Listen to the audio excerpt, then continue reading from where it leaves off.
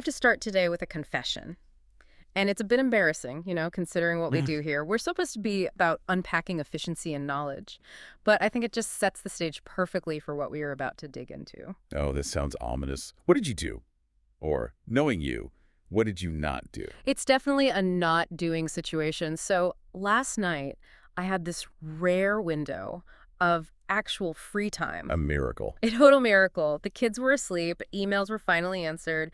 I sit down on my couch at exactly 8:00 p.m. I'm thinking, I have 2 full hours. This is it. The promised land. I thought, great, I am finally going to watch a movie. So I opened Netflix. Uh-oh. I think I know where this is going. I opened the menu. I scrolled down the trending now list. I watched a trailer for some big sci-fi movie. It looked okay, but I wasn't sure. I just wasn't, committed. The commitment is the hardest part. So I went back to the menu, and then I thought, well, maybe I'm in the mood for a comedy. So I switched over to Hulu. Scrolled some more there. Of course. I looked at a documentary about fungus, which honestly looked kind of amazing. But then I thought, is that too heavy for a Tuesday night? So I went back to Netflix. The paradox of choice in real time. It's painful to even listen to. It gets so much worse. By the time I actually hit play on a sitcom that I have already seen 3 times, because it was the safe choice, the easy choice, it was 9:15 p.m. Oh. I spent 75 minutes choosing entertainment and maybe 45 minutes actually being entertained. And I was exhausted, I was annoyed with myself, and I felt paralyzed. You were paralyzed. And, while we often joke about the Netflix scroll of doom, what you experienced is actually a symptom of something much deeper. It's a much more primal wiring in the human brain. It felt primal. It is. You weren't just being indecisive. You were suffering from a biological imperative to keep your doors open. And that is exactly what we are unpacking today. We're doing a deep dive into the irrational quirks of the human operating system. And we aren't just looking at random bad decisions like, eating that 3rd slice of pizza. Right. We're looking at predictably bad decisions. Predictably irrational, as the behavioral economist Dan Ariely calls it.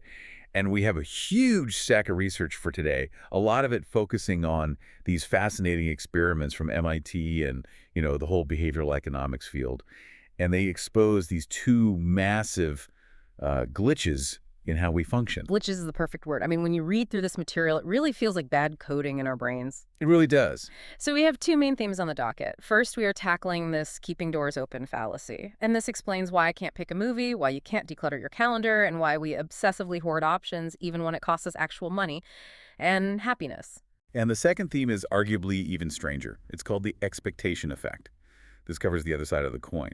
So it's not about how we choose, but how we perceive the result of that choice. It's the science of how what you think will happen actually physically alters the neural processing of what does happen. It's the reason a secret ingredient might ruin your beer, but only if you know about it beforehand. Exactly. We're going to shatter some illusions about objectivity today. I mean, we think we see the world with our eyes, but the data shows we largely see it with our expectations. I am ready to be called out on all my bad habits. But, okay, before we get to the beer and the brain scans, let's talk about the doors. This research, it all centers around a computer game. And on paper, it sounds like the most boring video game ever invented. It does sound incredibly dry, but the psychological implications are they're wild. This comes from a really fascinating series of experiments conducted by Dan Ariely and his colleagues at MIT. They wanted to test how humans handle options when resources like time or money are limited. So, set the scene for us. Imagine I'm a student at MIT. Yeah. I've volunteered for this study, maybe for $20 or something. I walk into a lab. What am I looking at? You're sitting in front of a computer screen. You have a mouse. And on the screen, you see 3 doors.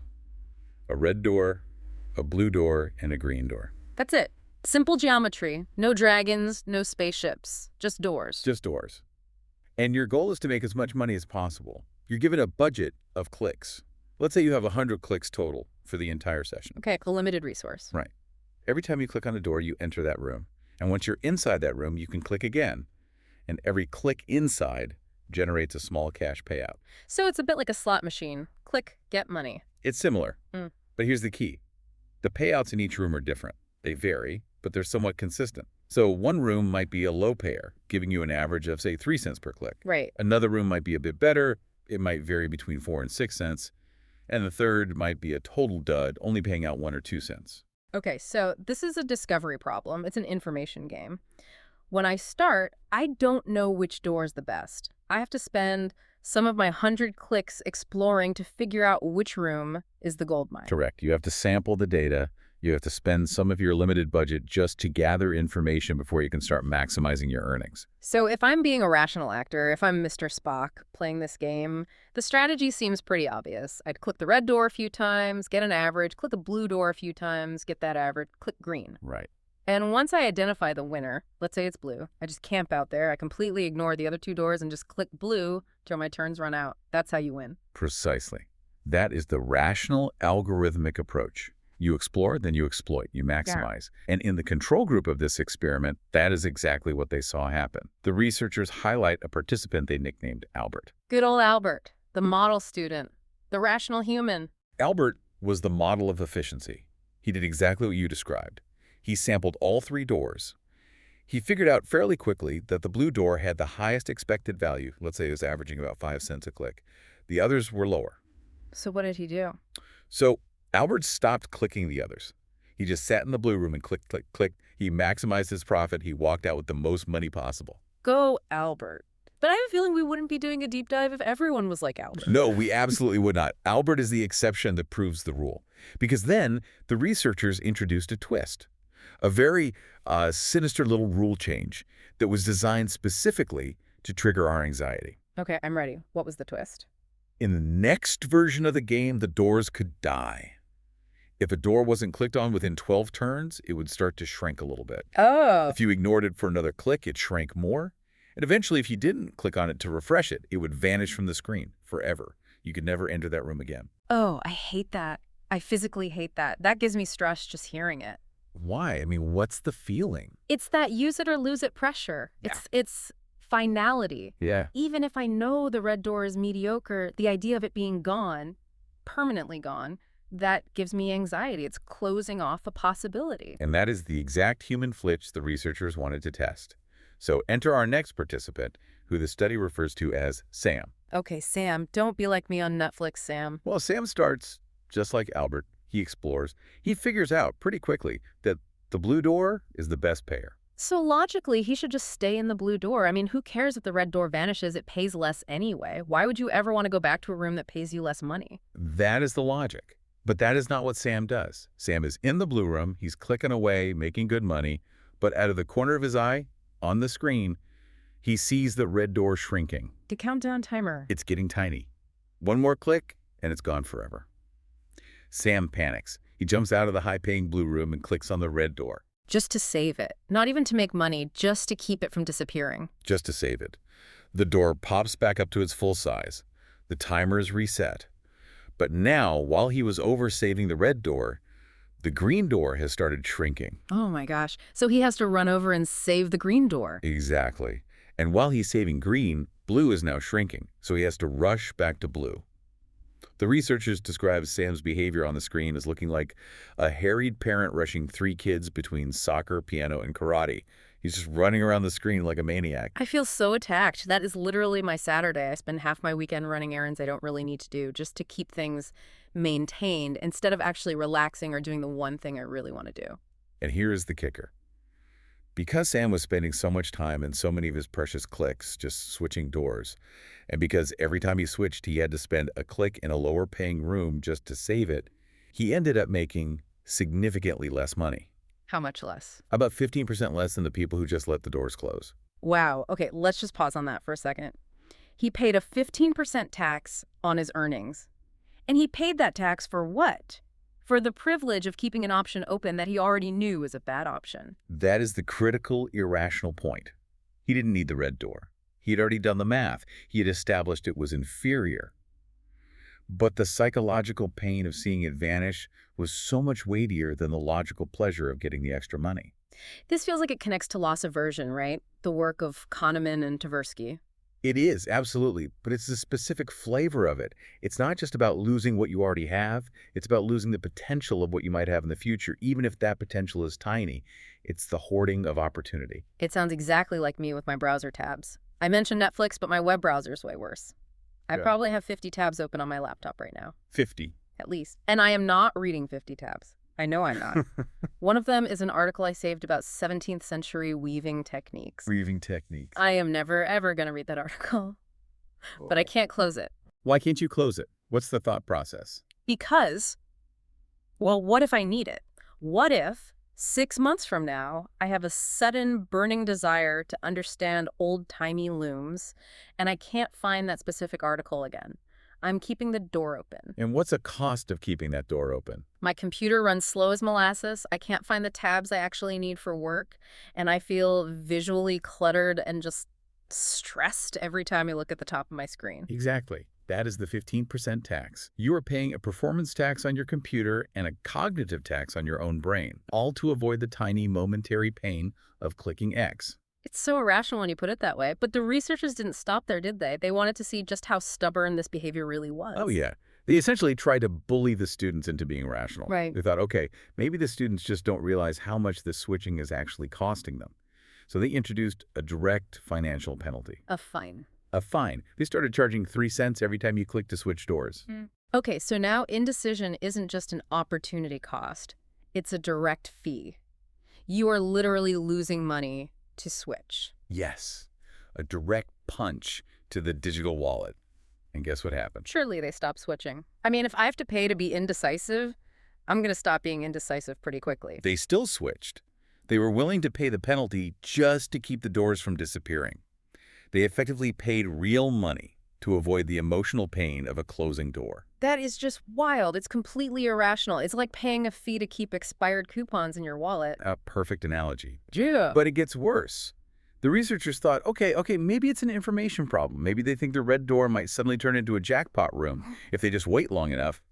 So they tried full transparency. What does that mean? They told the next group of participants the exact payouts of each door up front. They put it right on the screen. Look, blue is the best, red is okay, green is the worst. This will not change for the entire game. So there's literally no mystery, no hidden upside, no reason to ever click the green door. None whatsoever. And yet, they still wouldn't let the green door close. Even knowing it was the worst option, knowing it would never get better, the visual of it shrinking and vanishing was just too much for them to bear. We are option hoarders. We are addicted to potentiality, even when the potential is zero. That is a great way to put it. But the final variation of the experiment is the one that really, truly blew my mind. They introduced a concept they called reincarnation.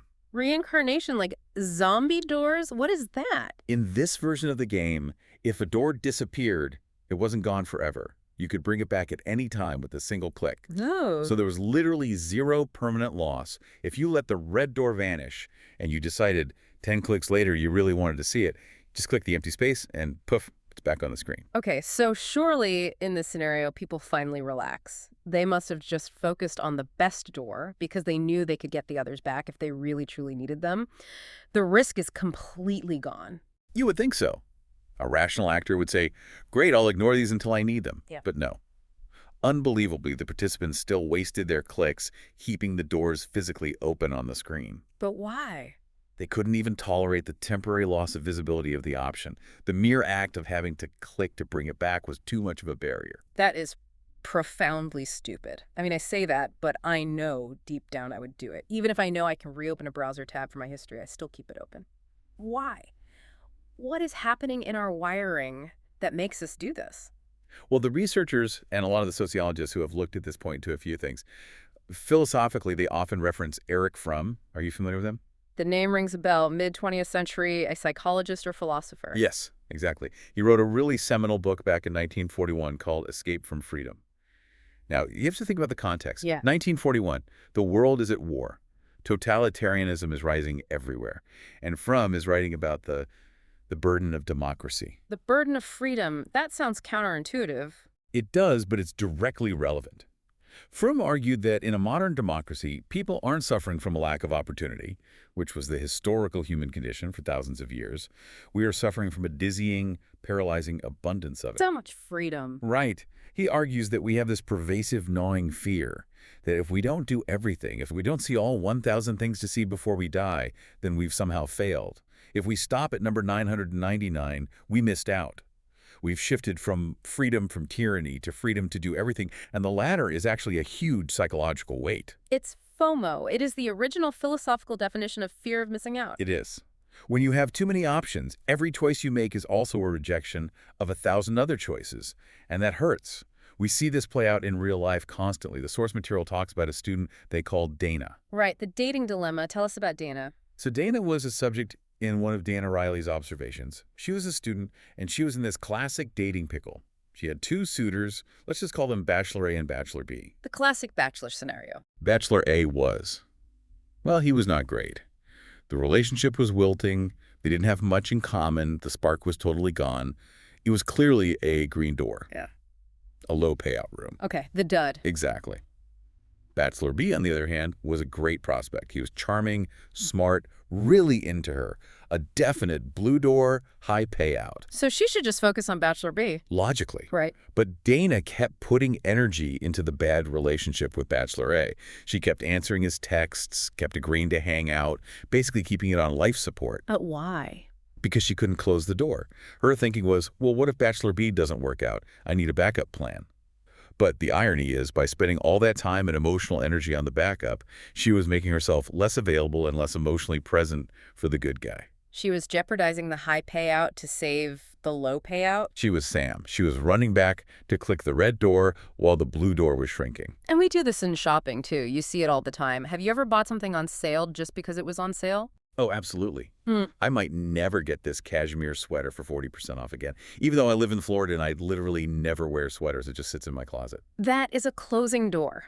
The sale ends in 24 hours timer is a direct commercial manipulation of this psychological glitch. You aren't buying the sweater, you're buying the option to wear a sweater later. You are paying money to keep that door open. I think the most painful example of this, though, and the sources touched on this, is modern parenting. I see it everywhere with my friends and family. Oh, it is rampant. Parents today overschedule their children to an absolutely insane degree. You've got piano on Monday, soccer on Tuesday, coding camp Wednesday, taekwondo on Thursday, Mandarin lessons Friday. And if you ask them why, they'll say, oh, I just want my child to be well-rounded, or I want them to find their passion. That's the surface reason. That's the nice-sounding reason. Right. But the deeper reason, the behavioral economics reason, is that we are terrified of closing a door on a potential future for our kids.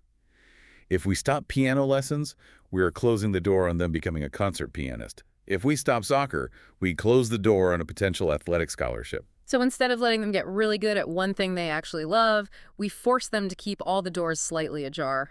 And the result is a kid who is stressed, tired, and honestly mediocre at everything. Just like Sam in the computer game, who makes less money.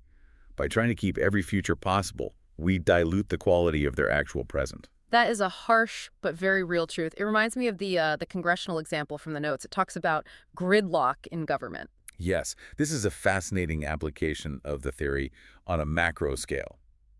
The source argues that gridlock often doesn't happen just because of these massive, irreconcilable ideological wars. I mean, of course those exist, but a lot of the time it's about the small stuff. The little details in a bill? Exactly. It's the refusal to close doors on minor amendments or small concessions.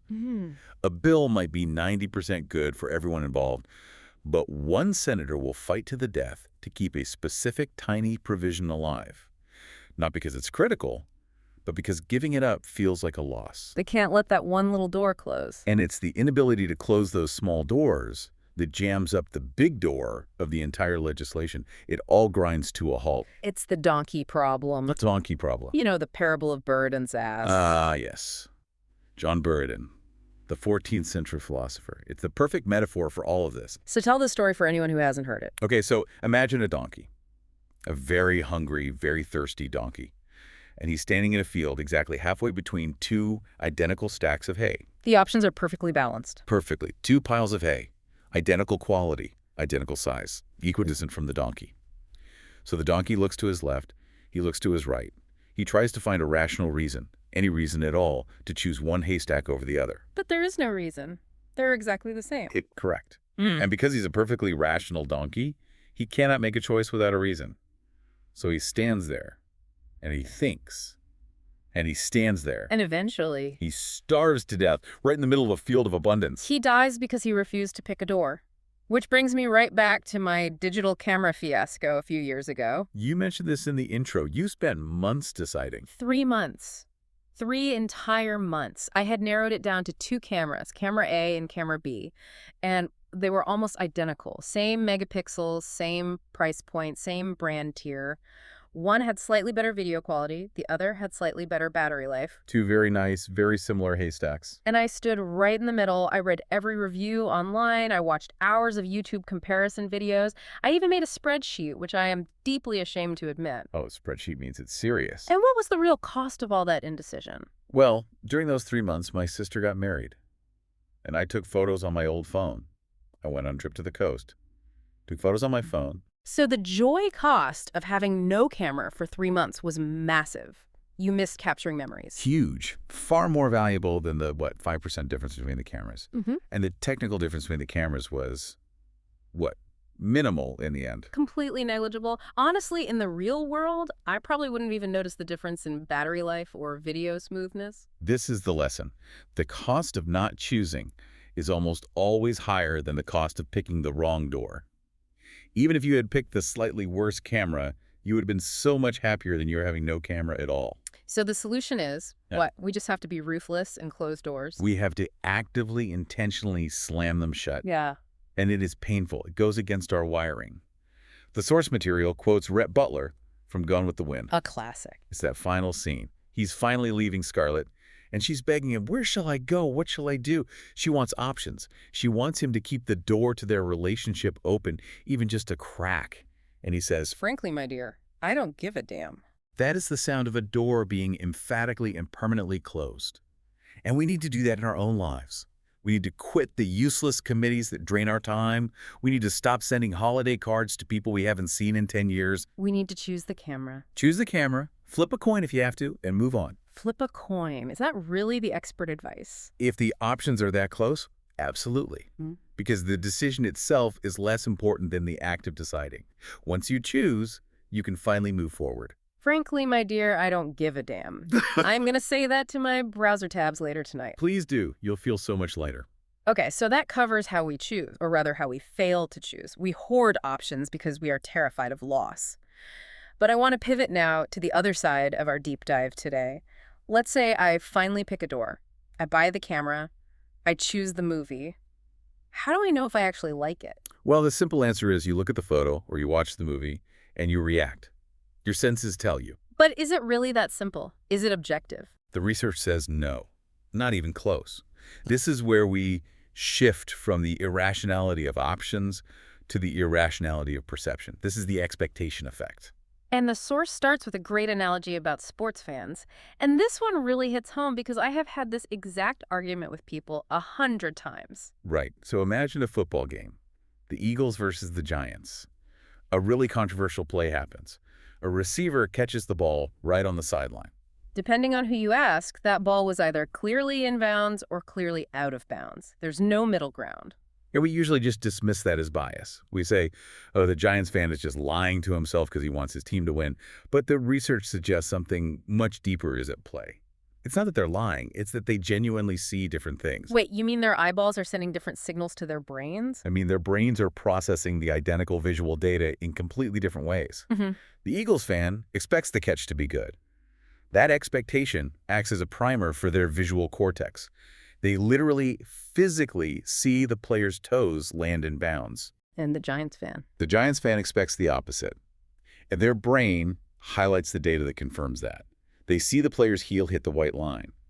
They aren't just interpreting the facts differently, they are perceiving a different set of facts from the very beginning. So expectation isn't just an attitude, it's a filter on reality. It's more than a filter. It's a construction tool. Your brain actively builds reality based on what it expects to find. The source also mentions a much heavier example of this.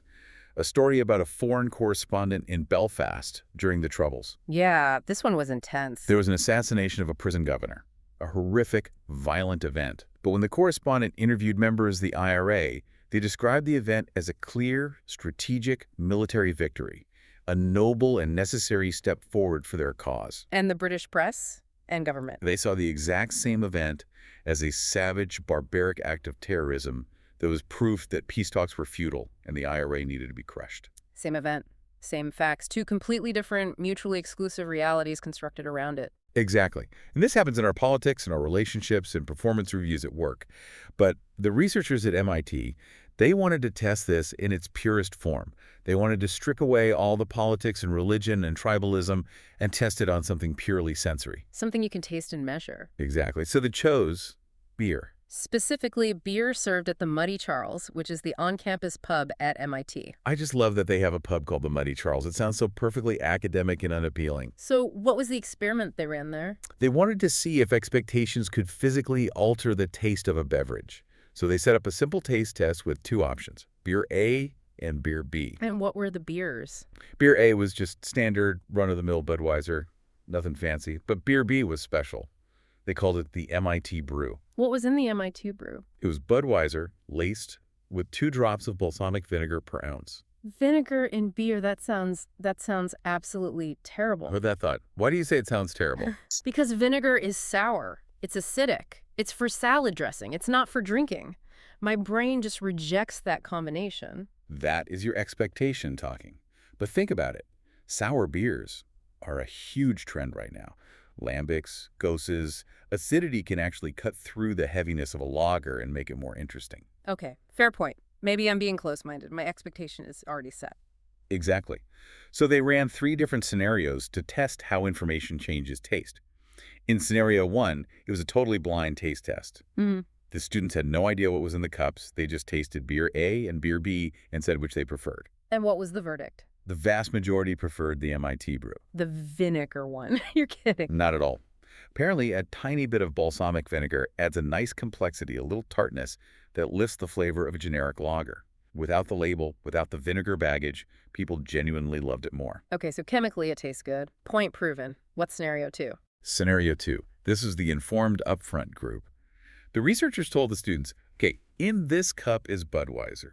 In this cup is Budweiser with 2 drops of balsamic vinegar. Then they asked them to taste it. Yeah. They hated it. They wrinkled their noses immediately. Some of them actually spit it out. They used words like offensive and disgusting and salad dressing. But it was the exact same beer that the other group loved. Identical. But because they expected it to taste gross, their brains actually signaled gross before the liquid even hit their taste buds. The expectation completely overpowered the actual sensory input. This is what neuroscientists call top-down processing. Your brain predicts what it's going to feel, and it forces your senses to align with that prediction. That is incredibly powerful. But here's where it gets really interesting for me. What about scenario 3? This feels like the crucial test. Scenario 3 is the smoking gun. This is the informed afterwards group. The students tasted both beers completely blind. So they drank the vinegar beer without knowing what was in it. Right. And presumably, they enjoyed it just like the first group did. But then immediately after they swallowed it, the researchers said, by the way, that beer you just said you liked, it had vinegar in it. So they had the physical experience first, and then they got the knowledge. Exactly. Now, if knowledge just works as simple information, you'd expect them to recoil in disgust. You'd expect them to say, ew, I drank vinegar. That's gross in retrospect. Right. Retroactive disgust. I can't believe I like that. It should ruin the memory of the taste. But that is not what happened. They just sort of shrugged and said, vinegar. That's weird. But it tasted good. They liked the MIT Brew just as much as the blind group did. So the knowledge only ruined the taste if it came before the experience. Precisely. And this proves that expectations literally reshape our sensory perception in real time. If you know about the vinegar beforehand, your brain changes how you process the taste signals. If you find out after the fact, the experience is already locked in as good, and the new knowledge can't go back in time and change it. This has huge implications. It means we aren't just passive observers of the world around us. We are actively constructing our reality based on the menu we're given before we even eat the meal. It absolutely does. And the researchers didn't stop at beer. They wanted to see if the environment itself could act as the expectation setter. So they moved on to coffee. This is the ambience experiment, right? Yes. So they set up a free coffee stand for students on campus. And next to the coffee urn, they had a little station with various condiments. But not just milk and sugar.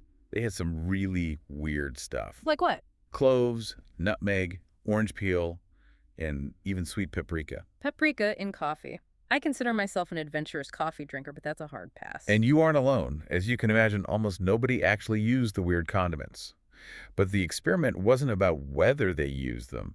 It was about how the presence of those condiments was presented. Okay, so what were the variables? In one condition, the condiments were just in jagged, hand-cut styrofoam cups with labels messily written in red felt tip marker. It looked cheap, temporary, like a setup for a bake sale. And in the other condition? They were in beautiful glass and metal containers, sitting on a brushed silver tray with nice little silver spoons and professionally printed labels. It looked very upscale. Fancy. And again, nobody actually used the paprika in either setup.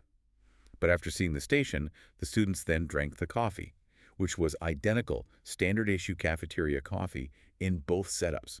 Let me guess. The silver tray group thought the coffee tasted better. Significantly better. They rated the taste higher, they said they would be willing to pay more for it, and they even recommended that the university cafeteria start serving this new blend. Just because there was a nice-looking silver tray nearby. Yes, the environment signaled quality.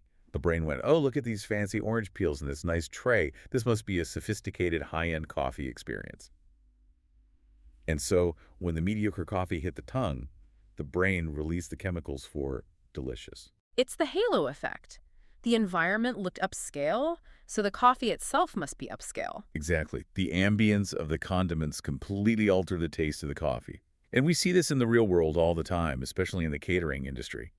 The source compares two sample catering menus to illustrate this perfectly. Oh, read these out. I love marketing speak. It's truly an art form. Okay, so imagine you're at a wedding. You look at the menu. Caterer A, let's call them Josephine's Kitchen, offers an entree of ginger chicken. Simple, direct. Sounds like something I'd make on a Tuesday night. Right. Now, Caterer B, we'll call them Culinary Sensations, offers, wait for it, succulent organic breast of chicken, roasted to perfection and drizzled with a Merlot demi-glace, resting atop a bed of herbed Israeli couscous. Okay, I'm hungry just hearing that, and I don't even really like couscous. And even if the food on the plate is chemically identical, same chicken, same sauce, the guest who reads the menu and eats the succulent organic breast will physically enjoy it more. Their experience will be better. Because the description primes the brain for a high-end experience. It sets the stage. If you tell me I'm eating ginger chicken, I expect sustenance. If you tell me I'm eating something with a Merlot demi-glace, I expect a culinary event. And my brain delivers that event. It leads to some very practical advice for our listeners, actually. If you want to be a better cook, you don't necessarily need better recipes. You might just need better adjectives. And better plating. Absolutely. Don't tell your kids the cake is from a box mix. Don't tell your dinner guests the Jell-O is made from gelatin derived from cow hooves. People still eat Jell-O. Stick with the principle here. If Okay. you buy takeout, take it out of the styrofoam container, put it on a real plate, garnish it with a little bit of parsley, I promise you it will actually taste better. You are hacking your own brain's expectation system. I do this with wine glasses. And I swear, and I will die on this hill, that wine tastes better in a thin-rimmed crystal glass than it does in a chunky water glass. And scientifically, you are correct. Not because the glass changes the molecular structure of the wine, but because the glass changes you. It changes your posture, your attention, your expectation of quality, and therefore your perception of the taste. This brings us to the ultimate battle of expectations. The brand war to end all brand wars.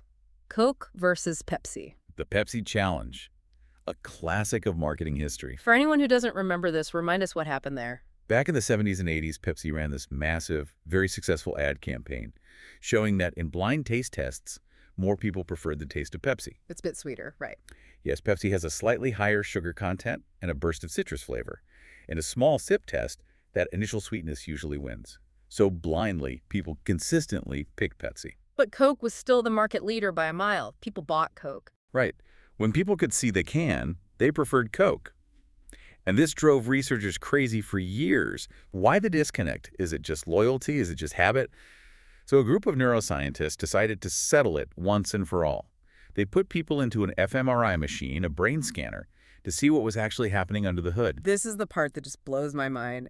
They were able to watch the brain react to soda in real time. So imagine you're lying in this giant loud magnet of a machine. They're piping soda into your mouth through a little tube. It does not sound like a fine dining experience. Not at all. And when the participants drank the soda blind, the reward centers of the brain, an area called the putamen, specifically, it lit up. This is the part of the brain that responds to pure instinctual pleasure like sugar. Okay, the simple yum response. Exactly. And in this setting, Pepsi often produced a slightly stronger response. The brain just said, yum, sugar. Okay, so that confirms the blind taste test. It does. But then they did it again. But this time, right before the soda hit their mouth, they flashed an image of the classic red and white Coke can on a screen. And what happened in the brain? The brain activity completely shifted. The putamen, the pleasure center, was still active, but suddenly another part of the brain lit up like a Christmas tree. The dorsolateral prefrontal cortex. Say that again? The DLPFC. It's in the frontal area of your brain. And this is the part of the brain that's associated with higher human functions. Things like working memory, associations, identity, cultural ideas. So they weren't just tasting sugar water anymore. They were tasting childhood. They were tasting Santa Claus. They were tasting Americana, all the ads. Exactly. The brand isn't just a sticker on the can. The brand becomes part of the flavor profile that is physically processed by the brain. The entire dopamine reaction changed. So when Coca-Cola's slogan is open happiness, they aren't just using flowery language. For a loyal fan, opening that can literally triggers a happiness circuit that the sugar alone cannot. That is essentially magic. Marketing is a spell you cast on the human brain to literally change the taste of reality. It is. And it ties everything we've talked about today together so perfectly. So let's try to synthesize this. We have the door game and we have the beer experiment. Two very different setups, but they seem to be pointing to the exact same fundamental flaw in our operating system. They point to the fact that our rational, logical brain, our inner Albert, is so easily hijacked. In the door game, we lose actual money and time because our emotional brain is terrified of the pain of loss. We are deeply irrational about options. We act like the starving donkey. We'd rather die of thirst than make a choice that closes a door, even a bad one. And in the beer experiment, we see that we don't experience the world as it is. We experience it as we expect it to be. Our brain fills in the gaps. If we expect the vinegar to be gross, it is gross. If we expect the silver tray to mean good coffee, it is good coffee. So what is the takeaway here? How do we use this information? Because it could be kind of depressing finding out we're just these irrational robots. But I feel like there's power in knowing this. There is immense power. Let's look at the door side first. The takeaway is that you have to recognize when you are being Sam. You have to catch yourself in the act of running between shrinking doors that you don't even really want to go into. And remember that the cost of not choosing is often higher than the cost of the wrong choice. Yes. And if the options are that similar, like your two cameras, just flip a coin. Seriously. Because once you finally make the choice, the expectation effect that we just talked about kicks in to help you. Oh, I see how they connect now. That's brilliant. Right. Once you buy camera A, you will immediately start to rationalize that it was the best choice all along. You will look for reasons to love it. Your own expectation of, I made a good purchase, will actually make the photos look better to you. That is actually really comforting. Once I finally pick the door, I will probably love the room inside just because I chose it. Exactly. And on the expectation side, use it to your advantage, plate your life better, buy the nice wine glasses, describe your dinner to your partner with fancy words before you serve it. Honey, tonight we are having an artisanal durum wheat-based pasta, lovingly tossed in a rustic, reduced tomato puree. Instead of just, it's spaghetti again. Yeah. You create the anticipation of a good experience, and you will actually have a better experience. It's a feedback loop. It's not lying. It's flavor enhancement. It's behavioral design. You are the architect of your own enjoyment. I love that. Okay, so here's my challenge to everyone listening to this. I want you to think about a decision you have been delaying, a door you've been standing in front of, maybe for weeks, maybe for months. Is it a big door or a little door? Identify it. Maybe it's a purchase. Maybe it's a project at work you haven't started. Maybe it's a commitment you need to cancel but haven't. And just ask yourself, if I finally just made the choice, if I finally closed the other doors, would it actually turn out to be the best choice simply because I would expect it to be? Self-fulfilling prophecies can be a very powerful tool. You can use them for good. Go close some doors, folks, and maybe, just maybe, put some vinegar in your beer. You might actually like it. Just do us a favor and don't tell anyone what's in it until after they drink it. Thanks for listening to The Deep Dive. We will catch you next time.